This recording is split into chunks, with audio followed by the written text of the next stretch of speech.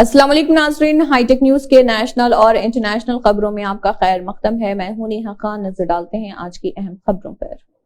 E D کی کارروائی کے خلاف جھارکھنڈ کے سابق وزیر اعلیٰ ہیمنت سورین کی عرضداشت پر جھارکھنڈ ہائی کورٹ نے ای ڈی سے جواب طلب کرتے ہوئے اگلی سماعت 12 فروری تک ملتوی کر دی ہے۔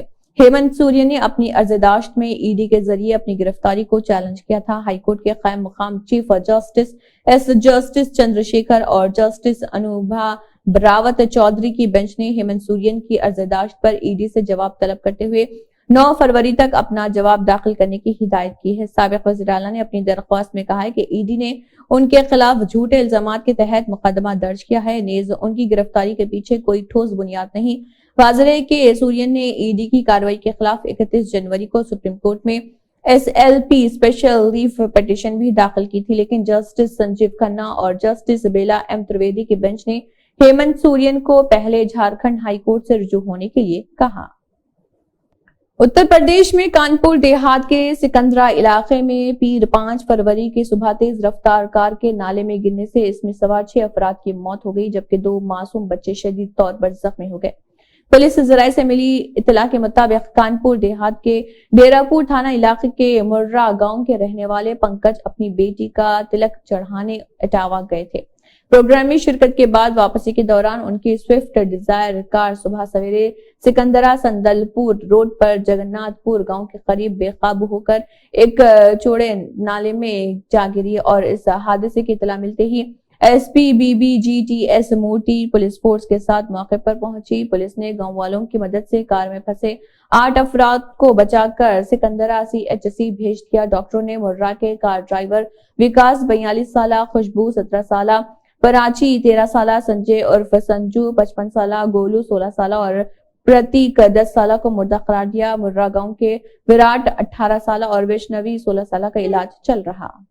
ایران نے یمن میں حوثیوں کے ٹھکانوں پر امریکہ اور برطانیہ کے تازہ حملوں کی شدید مذمت کی ہے۔ ایران کی وزارت خارجہ کے ترجمان ناصر کنعانی نے ایک بیان میں کہا ہے کہ حملوں کے ذریعے یمن کی خود مختاری اور علاقائی سالمیت کے ساتھ ساتھ بین الاقوامی قانون کی خلاف ورزی کی گئی ہے اور یہ انتہائی بے باکی اور بین الاقوامی امن و سلامتی کے لیے تشویشناک خطرے کو ظاہر کرتا ہے۔ علاقائی ممالک پر امریکہ اور برطانیہ کے فوجی حملے خطے میں اپنے ناجائز مقاصد کے حصول کے لیے عسکریت پسندی کا سہارا لینے کے ان کے غلط انداز کی عکاسی کرتے ہیں۔ واضح ہے کہ ہفتے کے روز امریکی اور برطانوی افواج نے یمن کے مختلف شہروں میں حوثیوں کے خلاف مشترکہ حملے کیے تھے، جس کے بارے میں امریکی محکمہ دفاع کا کہنا تھا کہ یہ بین الاقوامی مال بردار جہازوں پر حوثی گروپ کے حملوں کا رد عمل ہے۔ کانگریس رہنما راہل گاندھی نے میڈیا کو مودی متر بتاتے ہوئے ان پر سچ چھپانے کا الزام لگایا اور کہا کہ ملک کو سچ بتانے کے لیے ستیہ گرہ کرنا پڑے گا۔ انہوں نے کہا کہ مودی کے میڈیا متر آپ کو کبھی ملک کے بارے میں سچ نہیں بتائیں گے۔ اب ہمیں ملک کو سچ بتانے کے لیے ستیہ گرہ کرنا پڑے گا۔ رکن پارلیمنٹ راہل گاندھی نے کہا کہ مودی حکومت نے ورکرز ملازمین کو کانٹریکٹ پر رکھنے کے رجحان کو بڑھاوا دیا ہے۔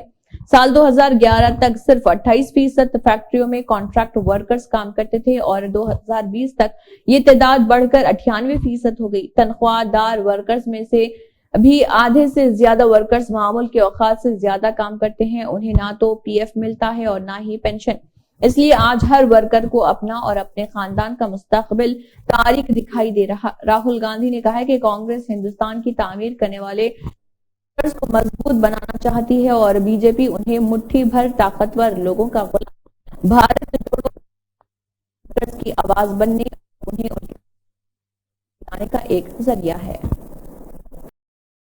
لبنان کے جنوب مشرقی گاؤں التیب میں شہری عمارتوں پر اسرائیلی فضائی حملوں میں گزشتہ 24 گھنٹوں کے دوران حزب اللہ کے 2 جنگجو ہلاک اور 2 شہری زخمی ہو گئے۔ لبنانی ذرائع نے یہ اطلاع دی ہے۔ سول ڈیفنس اور مسلم اسکاؤٹ ایسوسی ایشن کے سرکاری ذرائع نے بتایا کہ فضائی حملوں میں 4 مکانات تباہ اور 9 دیگر کو جزوی نقصان پہنچا۔ لبنان کے فوجی ذرائع نے بتایا کہ اسرائیلی جنگی طیاروں نے گزشتہ 24 گھنٹوں کے دوران سرحدی علاقے میں 21 حملے کیے اور جنوبی لبنان کے 25 قصبوں اور گاؤں پر بھاری توپوں سے گولے داغے۔ اسی دوران اسرائیلی فوج کے ترجمان اویچائی ادرائی نے سوشل میڈیا پلیٹ فارم پر کہا کہ اسرائیلی جنگی جہازوں نے التیب میں حزب اللہ کی فوجی عمارت اور بلند سطح سے ہوا میں مار کرنے والے میزائلوں کے ذخیرے کے مقام کو تباہ کر دیا۔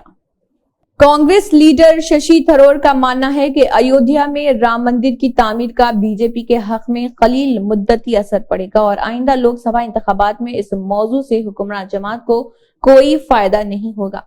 वो जयपुर लिटरेचर फेस्टिवल JLF में मीडिया से बात कर रहे थे। केरला के तिरुवनंतपुरम से member of parliament Shashi Tharoor ने इस बात पर जोर देते हुए कहा है कि लोगों को राम मंदिर के बारे में नहीं बल्कि अपने मियार जिंदगी के बारे में सोचने की जरूरत है। वो कहते हैं अब वक्त आ गया है कि लोग अपनी माशी हालत पर जोर दें।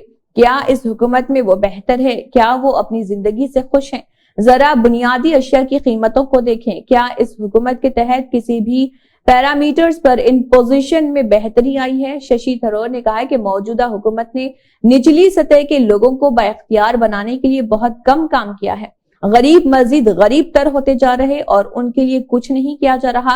कांग्रेस आजाद मईशत के लिए पुरअज़्म है और इख्तिसादी तौर पर कमजोर लोगों की मईशत में शिरकत देखना चाहती है ताकि वो अपनी जिंदगी में कामयाब हो सके। हिमाचल प्रदेश में बर्फबारी देखने के लिए हिल्स क्वीन शिमला में सयाहों की बड़ी भीड़ जमा है। शहर के होटलों के 70% कमरे बुक हैं। हफ्ते के आखिर में बर्फबारी देखने शिमला आने वाले हजारों सयाहों की ख्वाहिश पूरी हो गई। सयाह पहाड़ों पर बर्फ गिरते देखकर खुश हो गए। बर्फ में झूमने के साथ साथ सयाह इस मंजर को अपने फोन और कैमरों में कैद करते रहे। शहर के अलावा सयाह कफरी और नरकुंडा का रुख भी कर रहे। शिमला में गुज़िश्ता जुमेरात को इस मौसम की पहली बर्फबारी के बाद चंडीगढ़, पंजाब, हरियाणा और दिल्ली से सयाह शिमला का रुख कर रहे। कॉट रोड पर वाक़ई पार्किंग हफ्ते की दोपहर ही भर गई थी, जिसकी वजह से ट्रैफिक जैम हो गया था। यहाँ पर तैनात पुलिस एहलकारों की चौकसी की वजह से कुछ ही देर में ट्रैफिक जैम खत्म हो गया। सयाहों ने दिन भर मॉल रोड और रिज के मैदानों में टहलने का मजा लिया। होटल एंड रेस्टोरेंट एसोसिएशन के सदर मोहिंद्रा सेठ ने बताया कि बर्फबारी की पेशगोई के बाद सयाहों की नकल व हरकत में इजाफा हुआ है। शहर के होटलों में 60 से 70% कमरे बुक हैं। झारखंड असेंबली में चंपई सूर्य ने अपनी अक्सरियत साबित कर दी। हेमंत सोरेन के इस्तीफे के बाद चंपई सूर्य को वज़ीर आला बनने की दावत मिलने में हुई ताखिर पर काफी हंगामा हुआ था और फिर उसके बाद सभी को इंतजार था 5 फरवरी का, जब वज़ीर आला को एतमाद का वोट हासिल करना था।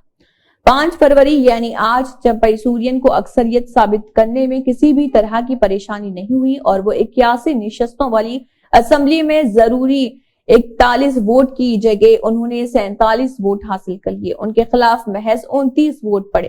काबिल जिक्र है कि चंपई सूर्य ने 2 फरवरी को वज़ीर आला का ओहदा का हलफ लिया था और अक्सरियत साबित करने के लिए 5 फरवरी की तारीख तय हुई थी। एतमाद का वोट पेश किया और इसके बाद इस पर बहस शुरू हुई। बहस के शुरू में चंपई ने बीजेपी को सख्त अल्फाज में तनकीद का निशाना बनाया। उन्होंने कहा है कि बीजेपी ने हुकूमत को गैर मुस्तकम करने की कोशिश की, लेकिन हमने उन्हें आज नाकाम कर दिया। साथ ही उन्होंने इल्जाम आयद किया कि बीजेपी हेमंत सोरेन को झूठे मामलों में फंसाने के लिए मरकजी एजेंसियों का इस्तेमाल कर रही। चंपई सूर्य ने यह वादा भी किया कि वज़ीर आला रहते हुए हेमंत सोरेन ने जो मंसूबे शुरू किए हैं वो इसको आगे बढ़ाएंगे। श्रीलंका के यौम आजादी पर खिताब में सदर रानिल विक्रमासिंघे ने कहा है कि IMF बेल आउट और पचती इक़दामात के जरिए मौशी बहरान धीरे धीरे कम हो रहा। श्रीलंका के यौम आजादी के मौके पर अपने रिवायती मगर मुख्तसर खिताब में सदर रानिल विक्रमासिंघे ने 4 फरवरी के रोज मुल्क के दिवालिया हो जाने के वक्त का जिक्र किया था और कहा कि हुकूमती इक़दामात से अब हालात रफ्ता रफ्ता बेहतरी की जानिब गामजन हैं।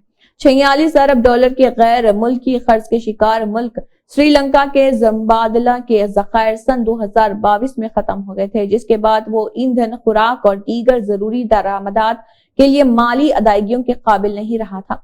इसी तनाजुर में श्रीलंका को कई माह के दाखिली इंतशार का सामना रहा था, जो इस वक्त सदर के ओहदे पर फायज गोटाबाया राजापक्षे की बरतरफी पर मुंतज हुआ था।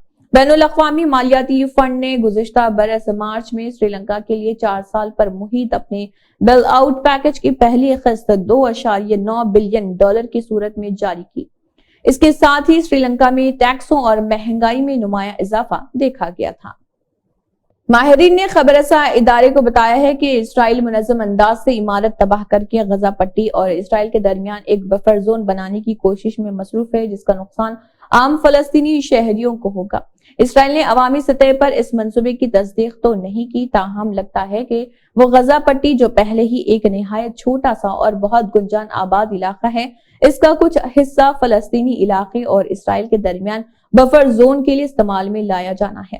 اسرائیل کے اتحادی کئی ممالک اسرائیل کو متعدد مرتبہ خبردار کر چکے ہیں کہ وہ غزہ پٹی کے علاقے پر قبضے سے باز رہے۔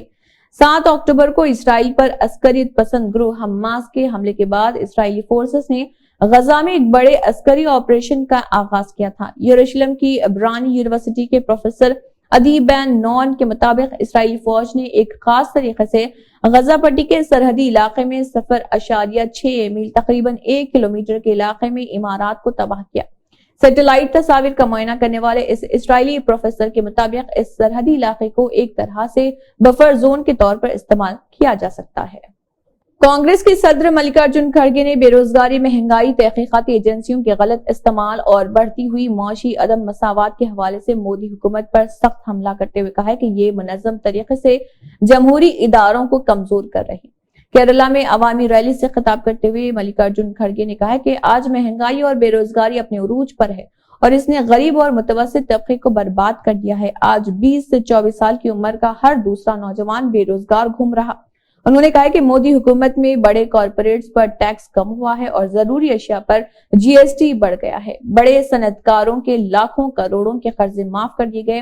چھوٹی صنعتوں اور کسانوں کو ایک ایک پیسہ ادا کرنے میں مشکلات کا سامنا ہے۔ کانگریس کا ویژن روزگار پیدا کر کے، سرمایہ کاری کو راغب کر کے اور کیرالہ کی معیشت کو بحال کر کے پائیدار ترقی کو فروغ دے کر جامع ترقی کو یقینی بنانا ہے۔ بھارتیہ جنتا پارٹی کی حکومت پبلک سیکٹر کو مکمل طور پر تباہ کر کے اسے مودی جی کے قریبی دوستوں کے حوالے کرنا چاہتی ہے۔